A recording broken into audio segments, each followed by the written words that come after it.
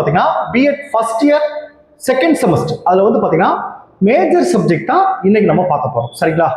அந்த மேஜர் சப்ஜெக்டில் நான் உங்களுக்கு ஆல்ரெடி சொல்லியிருக்கேன். மேஜர் சப்ஜெக்டில் ஃபஸ்ட்டு வந்து தேர்ட் யூனிட்டை படிங்க, ரெண்டாவது வந்து ஃபிஃப்த் யூனிட்டை படிங்க, மூணாவது வந்து செகண்ட் யூனிட்டை படிங்க நான் சொல்லியிருக்கேன். ஸோ மேஜர் சப்ஜெக்டில் ஃபஸ்ட்டு மூணாவது யூனிட்டு, அடுத்து ஐந்தாவது யூனிட்டு, அடுத்து ரெண்டாவது யூனிட்டு, இந்த 3 யூனிட்டை ஃபஸ்ட்டு படிக்க நான் சொல்லியிருக்கேன். அதே மாதிரி நம்முடைய கிளாஸில் ஜாயின் பண்ண எல்லாத்துக்கும் நான் வந்து அந்த 3வது யூனிட்டுக்கான நோட்ஸ் தான் ஃபஸ்ட்டு நான் அனுப்பிச்சிருப்பேன். அதாவது தேர்ட் யூனிட்லேருந்து தான் நம்ம ஸ்டார்ட் பண்ணுறோன்னு சொல்லி நான் ஆல்ரெடி நம்ம கிளாஸில் ஜாயின் பண்ண எல்லாத்துக்கும் சொல்லியிருப்பேன். அதுலேருந்து தான் நான் உங்களுக்கு நோட்ஸ் அனுப்பிச்சிருப்பேன். சரிங்களா? ஸோ இன்னைக்கு வந்து மேஜர் சப்ஜெக்டில் தேர்ட் யூனிட்ல என்னென்ன கொஷின் இருக்கு, அதில் எந்த கொஷின் நம்ம கிளாஸ் எடுக்க போகிறோம் அதை நான் சொல்கிறதுக்கு முன்னாடி நம்மளுடைய இந்த BEd first year second semester கிளாஸில் புதுசாக ஜாயின் பண்ணுறதுக்கு நிறைய பேர் கால் பண்ணுறீங்க. நீங்கள் எப்படி ஜாயின் பண்ணணும்னா என்னுடைய மொபைல் நம்பர் 9159084262 இந்த நம்பருக்கு நீங்கள் கால் பண்ணுங்கள். நம்முடைய கிளாஸில் நீங்கள் எப்படி ஜாயின் பண்ண சொல்லி நான் உங்களுக்கு டீட்டெயிலாக சொல்லிடுவேன். அதே மாதிரி புதுசாக ஜாயின் பண்ணவங்களுக்கும் நான் இது வரைக்கும் நடந்த அந்த பழைய கிளாஸ் நோட்ஸ் எல்லாமே நான் அனுப்பிச்சி வச்சிருவேன். ஸோ ஜாயின் பண்ண விருப்பப்படுறவங்க என்னுடைய மொபைல் நம்பருக்கு கால் பண்ணி டீட்டெயிலாக கேட்டு நம்முடைய கிளாஸில் நீங்கள் ஜாயின் பண்ணிக்கலாம். சரிங்களா? ஓகே, இன்னைக்கு வந்து அந்த தேர்ட் யூனிட்ல என்ன கொஸ்டின் நம்ம பார்க்க போறோம் அப்படின்னு பார்த்தீங்கன்னா, செயல்பாடு அடிப்படையிலான அறிவுறுத்தலின் கருத்துக்கள். சரிங்களா? இந்த மேஜர் சப்ஜெக்டை பொறுத்தளவுக்கு வார்த்தைகள் எல்லாம் புதுசு புதுசாக இருக்கும். நீங்க புக்ல பார்க்கும்போது சரி, நான் அனுப்புற நோட்ஸ் பாருங்க, வார்த்தைகள் மட்டும் புதுசாக இருக்கும். ஆனால் அதை புரிஞ்சுக்கிட்டா உங்களுக்கு படிக்கிறது ஈஸியாக இருக்கும். ஸோ மேஜர் சப்ஜெக்டை நீங்கள் கிளாஸை கவனிச்சுட்டு நான் அனுப்புற நோட்ஸ் நீங்கள் படிச்சீங்கன்னா உங்களுக்கு ஈஸியாக இருக்கும். சரிங்களா? ஓகே, இப்போ ஃபர்ஸ்ட் செயல்பாடு அடிப்படையிலான அறிவுறுத்தல் அப்படின்னா என்னன்னு பார்க்கணும். இதுல வார்த்தை பாருங்க, செயல்பாடு. செயல்பாடுனா ஒரு செயலை செய்யறது தான். சரிங்களா? இப்போ நல்லா கவனிச்சுங்க. கற்பித்தல் கற்றல் செயல்பாட்டில், அதாவது ஒரு ஆசிரியர் ஒரு வகுப்பறையில கற்றல் கற்பித்தல் நடக்கும். அந்த செயல்பாட்டில் மாணவர்கள் சுறுசுறுப்பாக பங்கேற்பதன் மூலம், பார்த்தீங்களா, அந்த கற்றல் கற்பித்தல்ல மாணவர்கள் சுறுசுறுப்பாக பங்கேற்பதன் மூலம் வகைப்படுத்தப்படும் ஒரு கற்றல் கற்பித்தல் சூழ்நிலையே. மாணவர்கள் வந்து சுறுசுறுப்பா இயங்குற மாதிரி அந்த கற்றல் கற்பித்தல் அந்த சூழ்நிலையை வகைப்படுத்தணும். அப்படி வகைப்படுத்துறது தான் இந்த செயல்பாடு அடிப்படையிலான அறிவுறுத்தல் ஆகும். சரிங்களா? இப்போ உங்களுக்கு இன்னும் புரியாம இருக்கும். ஒரு சில எக்ஸாம்பிள் சொல்றேன், உங்களுக்கு ஈஸியா புரியும். கொஞ்சம் வெயிட் பண்ணுங்க. அடுத்து பாருங்க, இன்னும் உங்களுக்கு ஈஸியா சொல்லணும்னா பாருங்க, மாணவர்கள் வெறும் கண்காணிப்பாளராக இல்லாமல், அதாவது ஆசிரியர் வந்து சொல்லி கொடுக்கிறாரு, அதை கவனிக்கிறீங்க, அப்படி மட்டும் இல்லாம ஆசிரியர் என்ன சொல்லி கொடுத்தாரோ அதை செயல் மூலமா செஞ்சு பார்க்கறது தான். ஒரு ஆய்வகத்துல ஒரு அறிவியல் சம்பந்தமான ஒரு சோதனை ஆசிரியர் வந்து நடத்துறாருன்னா அந்த வார்த்தையால ஆசிரியர் சொல்றத அப்படியே அது கேட்கறது மட்டும் கிடையாது, அந்த சோதனையை செஞ்சு பார்க்கறது தான். அதான் பாருங்க, மாணவர்கள் வெறும் கண்காணிப்பாளராக இல்லாமல், மாணவர்கள் வந்து வெறும் கண்காணிப்பாளர், அதை நம்ம சொல்றோம் அதை கேட்கறாங்க, அப்படி மட்டும் இல்லாம கற்பித்தல் கற்றல் செயல்பாட்டில் தீவிரமாக பங்கேற்பது, அதாவது சுறுசுறுப்பாக பங்கேற்பது அல்லது தீவிரமாக பங்கேற்பது தான் இந்த செயல்பாடு அடிப்படையிலான அறிவுறுத்தல் அப்படின்னு தெரிஞ்சிருச்சு அவங்களுக்கு. அப்ப செயல்பாடு அடிப்படையில் அறிவுறுத்தல்னா கற்றல் கற்பித்தல் செயல்பாட்டில் மாணவர்கள் சுறுசுறுப்பாக இல்ல தீவிரமாக பங்கேற்பதையே செயல்பாடு அடிப்படையிலான அறிவுறுத்தல் என்கிறோம். சரிங்களா? இதுல ஆசிரியர் தரும் தகவல்களே இல்ல ஆசிரியர் அந்த சொல்ற வார்த்தைகளை மட்டும் கேட்காம அதில் செயலை செஞ்சு பார்க்கறது தான் இந்த செயல்பாடு அடிப்படையிலான அறிவுறுத்தல் எனப்படும். சரிங்களா? இந்த செயல்பாடு அடிப்படையிலான அறிவுறுத்தலை 2 வகையா பிரிப்பாங்க. ஒன்று மாணவர் மையப்படுத்தப்பட்ட அறிவுறுத்தல், மாணவரை மையமாக வச்ச அறிவுறுத்தல். அடுத்து ஆசிரியர் மையப்படுத்தப்பட்ட அறிவுறுத்தல், ஆசிரியர் மையப்படுத்தப்பட்ட அறிவுறுத்தல். உங்களுக்கு தெரியும் சார், செயல்பாடு அடிப்படையில செயலை செஞ்சு பார்க்கறது. இதுல 2 வகை இருக்குன்னு சொல்லியிருக்கேன். ஆசிரியர் மையப்படுத்தப்பட்ட அறிவுறுத்தல், மாணவர் மையப்படுத்தப்பட்ட அறிவுறுத்தல். சரிங்களா? இது 2ஆ பிரிச்சிருக்காங்க. ஆனா இந்த 2லயும் ஒரு 3 விஷயம் முக்கியமா வரும். சரிங்களா? இந்த 2லயுமே மாணவர்கள் செய்து கற்றலை தான் சொல்றாங்களே தவிர எதுலையுமே மனப்பாடம் பண்ணி அப்படியே ஆசிரியரை சொல்லி கொடுக்கறத கேட்கறது கிடையாது. இதுல மாணவர் மைய கலைத்திட்டமா இருந்தாலும் சரி, ஆசிரியர் மைய கலைத்திட்டமா சரி, ரெண்டுலமே செயல்பாடைத்தான் அடிப்படையா வச்சிருக்காங்க. சரிங்களா? இப்ப பாருங்க, இந்த மாணவர் மைய கலைத்திட்டத்துக்கும் இந்த ஆசிரியர் மைய கலைத்திட்டத்துக்கும் என்ன சார் வேறுபாடு? இது எப்படி சார் நம்ம புரிஞ்சுக்கிறது? ரெண்டுமே செயல்பாடு தான் சொல்றீங்க, ஆனா ரெண்டையும் எப்படி சார் வேறுபாடு புரிஞ்சுக்கிறது? ஒரு எக்ஸாம்பிள் நான் சொல்றேன், இதை கவனிச்சிட்டீங்கன்னாவே இந்த கேள்வியை நீங்க ரீட் பண்ணாவே ஈஸியா புரிஞ்சிடும். சரிங்களா? இப்ப ஒரு எக்ஸாம்பிள் பாருங்க. என்ன எக்ஸாம்பிள் கொடுத்துருக்கேன்னா, இப்ப இந்த செயல்பாடு அடிப்படையிலான அறிவுறுத்தல், அதுக்கு என்ன சொன்னா, ஒரு ஆசிரியர் ஒரு சோதனையை மேற்கொள்ள சொல்றாரு. அதாவது உப்பு தண்ணீர் முட்டை பரிசோதனை, உப்பு தண்ணீர் முட்டை பரிசோதனை அப்படின்னு சொல்லி ஒரு ஒரு சோதனையை கிளாஸ் எடுக்கிறார், ஆசிரியர் எடுக்கிறார். சரிங்களா? இதுல ஆசிரியர் மைய கலைத்திட்டத்தில் எப்படி செயல்படுவாங்க, மாணவர் மைய கலைத்திட்டத்தில் எப்படி செயல்படுவாங்க நான் சொல்றேன். இதுல ஃபர்ஸ்ட் ஆசிரியர் மைய கலைத்திட்டத்தில் எப்படி செயல்படுவாங்க பாருங்க. இப்ப ஆசிரியர் என்ன சொல்றாரு பாருங்க, நான் சொல்வது போல் செய்து முட்டையை மிதக்க வைன்னு சொல்றாரு. ஆசிரியர் சொல்றாங்க, அதை மாணவர் செய்யறாங்க. ஆசிரியர் சொல்றது கேட்கல. நல்லா புரிஞ்சுட்டீங்களா? இதுல அதுதான் முக்கியம், செயல்பாடு தான் முக்கியம். ஆசிரியர் சொல்றாரு, அது மாணவர் செய்யறாங்க. இப்ப என்ன சொல்ற ஆசிரியர் முதல்ல என்ன சொல்றாரு, நான் சொல்வது போல் செய்து முட்டையை மிதக்க வைன்னு சொல்றாரு. சரி, ரைட், ஓகே. ஆசிரியர் என்ன சொல்றாரு, ஃபர்ஸ்ட் ஒண்ணு என்ன சொல்றாரு, முட்டையை நீரில் போடு. அதாவது 2 கிளாஸ் டம்ளர் சொல்லிட்டாரு, அந்த 2 கிளாஸ்ல நீரை நிரப்ப சொல்லிட்டாரு.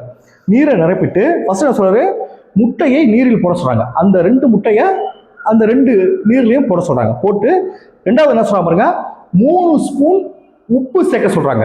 நல்லா குடிச்சிட்டீங்களா? ஃபர்ஸ்ட் 2 டம்ளர் எடுத்துட்டு தண்ணீர் நிரப்ப சொல்லிட்டாங்க. அந்த 2 டம்ளர்லுமே 2 முட்டையை போட சொல்றாங்க. ஒரு டம்ளர் என்ன செய்றாங்கன்னா 3 ஸ்பூன் உப்பு சேர்க்க சொல்றாரு. சரிங்களா? சேர்த்துட்டு மூணாவது பாயிண்ட் பாருங்க, மெதுவாக கலக்கு. இதை மாணவர் செஞ்சுட்டே இருக்காங்க. ஆசிரியர் சொல்ல சொல்ல மாணவர் டேபிள்ல ஒவ்வொரு மாணவர் டேபிள்லையும் அந்த 2 கிளாஸ் இருக்கு, 2 முட்டை கொடுத்துருக்காங்க, உப்பு கொடுத்துருக்காங்க, ஸ்பூன் கொடுத்துருக்காங்க. அப்போ ஒரு இதுல உப்பை கலக்க சொல்றாங்க. கலந்த உடனே என்ன செய்யுது, அந்த உப்பு தண்ணீர்ல போட்ட அந்த முட்டை மிதக்க ஆரம்பிக்குது. அந்த உப்பு தண்ணீர் நலந்தனியா இருக்கு பார்த்தீங்களா, அதுல முட்டை மூழ்குது. சரிங்களா? இப்போ உங்களுக்கு இப்போ புரிஞ்சிச்சா? இப்போ ஆசிரியர் ஒவ்வொரு இன்ஸ்ட்ரக்ஷனா சொல்றாரு, அந்த மாணவர்கள் அதை அப்படியே ஃபாலோ பண்றாங்க, அதை செயல்ல செஞ்சு பார்க்குறாங்க. இதுதான் ஆசிரியர் மையப்படுத்தப்பட்ட அறிவுறுத்தல். இப்போ உங்களுக்கு புரிஞ்சிச்சா? இப்போ அப்படி முட்டை முதற்கொனையும் ஆசிரியர் என்ன சொல்றாரு, ஓகே, உப்பு தண்ணீர்ல முட்டையை போட்டோம்னா மிதக்கும் அப்படின்றத புரிஞ்சுக்கிறாங்க. இது அப்படியே மாணவர் மைய கலைத்திட்டத்துக்கு வாங்க. இப்போ அவங்களா பாருங்க, ஆசிரியர் தலைப்பு மட்டும் கொடுத்துட்டாரு, உப்பு தண்ணீர் முட்டை பரிசோதனை செய்யுங்கன்னு சொல்லிட்டாரு. ஆனா ஆசிரியர் நல்லா கவனிங்க, ஒவ்வொரு இன்ஸ்ட்ரக்ஷனா இதுல கொடுக்கல, மாணவர் மைய கலைத்திட்டத்தில் கொடுக்கல. அவங்களா பாருங்க முட்டையை எப்படி மிதக்க வைப்பாய், மாணவர்களா டிஸ்கஷன் பண்றாங்க, மாணவர்களும் செயல்படுது. சரி, ஃபர்ஸ்ட் நல்ல தண்ணியில முட்டையை போட்டு பார்ப்போம், மிதக்கல. அப்ப உப்பை சேர்த்து பார்ப்போம். ஒரு ஸ்பூன் சேர்க்கிறாங்க, மிதக்கல. 2 ஸ்பூன் சேர்க்கிறாங்க, 3 ஸ்பூன் சேர்க்கிறப்ப அது என்ன செய்யுது, பல வழியில் ஆராய்ந்து பார்த்து அந்த முட்டை மிதக்க ஆரம்பிக்குது. இதுல ஆசிரியர் ஏதாவது சந்தேகம் கேட்டா மட்டும்தான் ஆசிரியர் சொல்லுவார். ஆனா ஆசிரியர் மைய கலைத்திட்டத்துல ஒவ்வொரு இன்ஸ்ட்ரக்ஷனா ஆசிரியர் கொடுத்தாரு. ஆனா மாணவர் மைய கலைத்திட்டத்துல அவர் ஒவ்வொரு இன்ஸ்ட்ரக்ஷனா கொடுக்கல. அதாவது கேப்டன் மாதிரி செயல்படுற வீரர்கள் தான் மாணவர்கள். சரிங்களா? மாணவர்கள் அவங்களா செஞ்சு அவங்களா அந்த ஆன்சர் கண்டுபிடிச்சு கொண்டு ஆசிரியர்கிட்ட காட்டுறாங்க. இப்போ உங்களுக்கு புரிஞ்சிச்சா?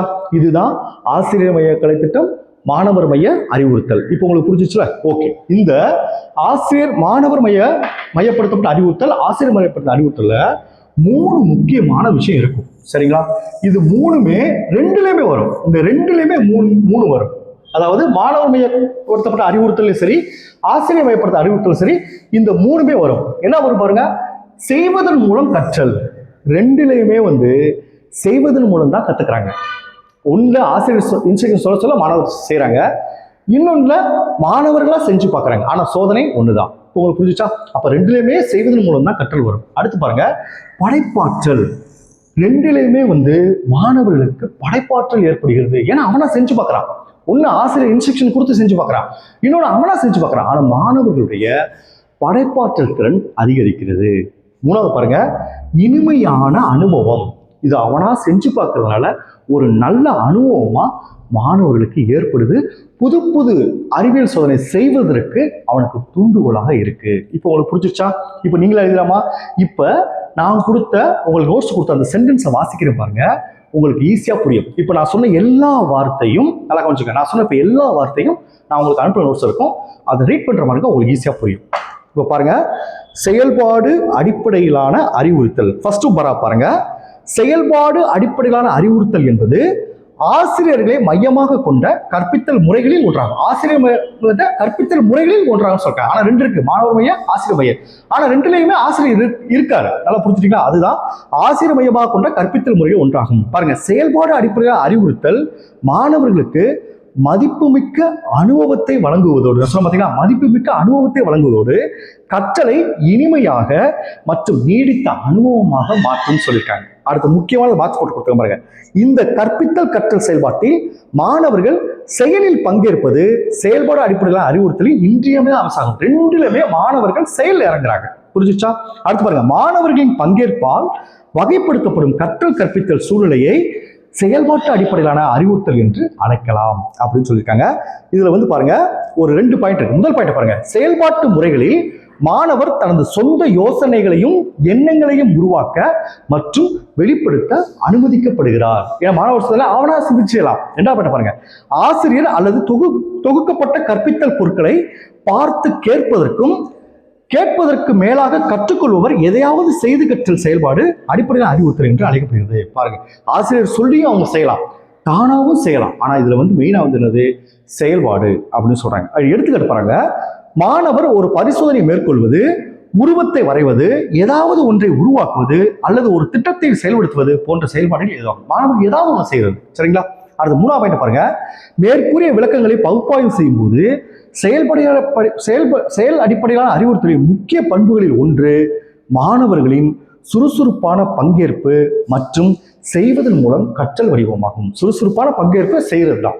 அடுத்த 4ஆவது பாயிண்ட் பாருங்க, உருவகப்படுத்தப்படல், வேடமேற்றல், விளையாட்டு போன்ற முறைகள் செயல்பாட்டு அடிப்படையில் அறிவுறுத்தல் சிறந்த எடுத்துக்காட்டுகள். அவன் என்ன செய்ய ஒவ்வொன்றா செஞ்சு பார்க்கலாம். அது விளையாட்டு மூலமா செஞ்சு பார்க்கலாம், இல்லை ஏதாவது ஒரு மாடல் சரி பண்ணி செஞ்சு பார்க்கலாம், இதுவரை இருக்கலாம் அப்படின்னு சொல்றாங்க. அடுத்து பாருங்க, இந்த செயல்பாடு அடிப்படையிலான கற்பித்தல் 2 வகையா பிரிக்கிறாங்க. 1 மாணவர் மையப்படுத்தப்பட்ட அறிவுறுத்தல், 2 ஆசிரியர் மையப்படுத்த அறிவுறுத்தல். சரிங்களா? இப்ப நான் சொன்ன விஷயம் எல்லாமே இருக்கு பாருங்க. ஃபர்ஸ்ட் பாருங்க, மாணவர் மையப்படுத்தப்பட்ட அறிவுறுத்தல் பாருங்க. மாணவர் மையப்படுத்தப்பட்ட செயல்பாட்டு அணுகுமுறையை மாணவர்களுக்கு சிக்கலை தேர்ந்தெடுப்பதற்கான சுதந்திரம், அவனா ஒரு சோதனை செஞ்சு பார்க்கலாம். அதான் சிக்கலை தேர்ந்தெடுப்பதற்கான சுதந்திரம் மற்றும் சிக்கலை தீர்ப்பதற்கான உத்திகள் மற்றும் ஆசிரியரின் பணி அவர்களுக்கு தீர்வை அடைய உதவும் வழிகாட்டியாகும். அடுத்த ஆசிரியர் மையப்படுத்த கட்டத்தில் பாருங்க, முதல் பாயிண்ட் பாருங்க, ஆசிரியரை மையமாக கொண்டு செயல்பாட்டு அணுகுமுறையில் ஆசிரியர் வழிகாட்டியாக மட்டுமில்லாமல் திட்டமிடுபவர் மற்றும் மேலாளராக செயல்படுகிறார். ஏன்னா ஆசிரியர் ஒவ்வொரு இன்ஸ்ட்ரக்ஷனும் சொல்லத்தான் மாணவர்கள் செய்யறாங்க. 2ஆவது பாயிண்ட் பாருங்க, அவர் அல்லது அவள், அது மாணவர் அல்ல மாணவிகள் சிக்கலை தேர்ந்தெடுத்து மாணவர்களால் செய்ய வேண்டிய செயல்பாடுகளை தீர்மானிப்பார். நேரம், வளங்கள்னா அதுக்கு தேவையான இப்ப 2 கிளாஸ் வேணும், 2 முட்டை வேணும், ஸ்பூன் வேணும், அது உப்பு வேணும், அதில் ஆசிரியர் ரெடி பண்ணி கொடுவார். போன்றவற்றின் தடைகளை கணக்கில் எடுத்துக்கொண்டு செயல்பாடுகளை வரையறுக்கிறார். மேலும் செயல்பாடுகளை செயல்படுத்த மாணவர்களுக்கு உதவி மற்றும் வழிகாட்டுதலை வழங்குகிறார். லாஸ்ட் போறவங்க, இந்த வகை மாணவர்கள் கற்பித்தல் கற்றல் செயல்பாட்டில் தீவிரமாக பங்கேற்கிறார்கள் என்பதை நினைவில் கொள்க. சரிங்களா? இப்போ உங்களுக்கு புரிஞ்சுச்சா? இதுதான் செயல்பாட்டு திறன் அடிப்படையிலான அறிவுறுத்தல். Okay, thank you students. நம்ம நெக்ஸ்ட் பார்ப்போம்.